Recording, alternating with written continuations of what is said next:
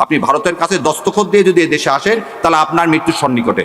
আপনার বাবা রক্তের সাথে তাহলে আপনি বেইমানি করতেছেন, আপনার মায়ের রক্তের সাথে আপনি বেইমানি করতেছেন। আপনার বাবা তালপট্টি দেয়নি বলে শেখ হাসিনাকে এখানে ঢুকানোর 17 দিনের মাথায় আপনার বাবাকে হত্যা করা হয়েছে।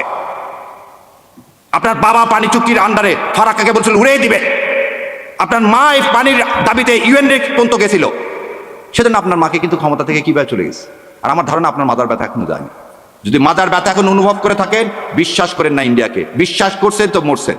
আপনার সন্তানের যেদিন জানা যাওয়া দাফন হবে সেদিন আপনি সাংস্কৃতিক অনুষ্ঠান উপভোগ করতে পারেন। একজন সাংবাদিক তিনি চ্যানেল 24-এ বললেন কি, আমি সাংস্কৃতিক অনুষ্ঠান উপভোগ করছিলাম, যখন শুনলাম প্রথম আলো এবং ডেইলি স্টারে আগুন দেওয়া হয়েছে আমার গা শিহরিত হয়ে উঠল।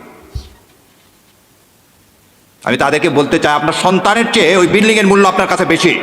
এই ভারতীয় আধিপত্যবাদ বন্ধ করেন, এই নাটক বন্ধ করেন।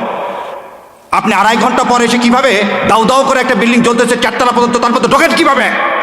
তাহলে আপনি জানেন কারা আগুন দিয়েছে, আগুনের সহযোগী আপনি। নাহলে আপনি এই বিল্ডিংয়ে ঢুকলেন কিভাবে 2.5 ঘন্টা পর?